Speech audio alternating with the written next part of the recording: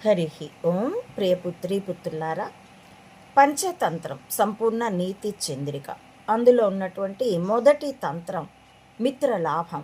విష్ణు శర్మ అనే మహానుభావుడు మనకు అనుగ్రహించినటువంటి సద్గ్రంథం.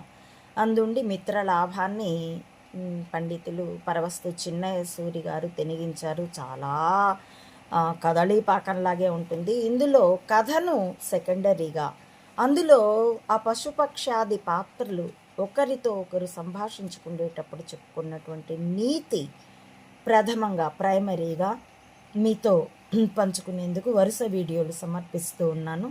కంటిన్యూ చేస్తున్నానండి, మన్నించాలి.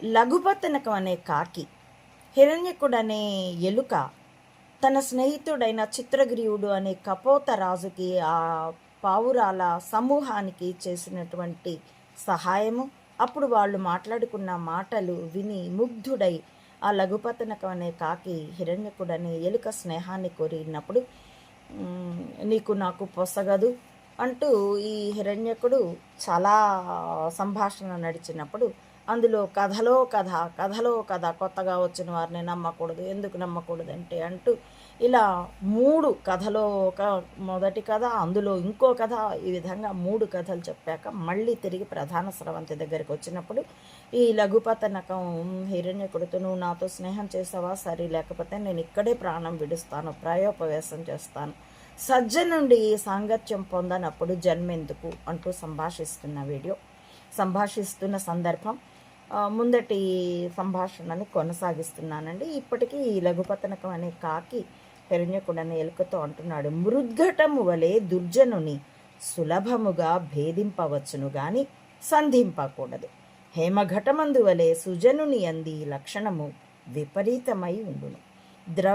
ద్రవత్వము వలన సర్వలోహములను, నిమిత్తము వలన మృగపక్షులను, భయలోభముల వలన మూర్ఖులను, దర్శనము వలన సజ్జనులను కలుసుకుందురు.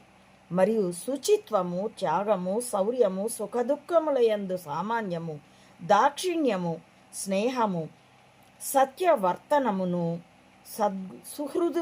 సుహృదు గుణములని చెప్పుదురు. ఈ గుణములన్నీయు నీ యందు గానపడుచున్నవి. ఇతరుని నీ వంటి వానిని విని ఎరుగను. నీబోటి వానితో సఖ్యము సంపాదించుకొనుట కంటే మేలొకటి లేదు.